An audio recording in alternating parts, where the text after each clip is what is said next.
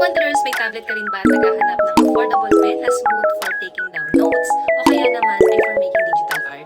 Baka ito na yung pen na hinahanap mo. Pwedeng-pwede sa kahit anong device, Android man o iOS.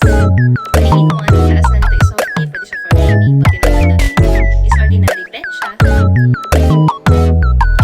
And then dito naman sa baba part, kasi lang ulit natin, pwede siya for writing sa ating pen. So, itayin natin itong unang tip ng pen.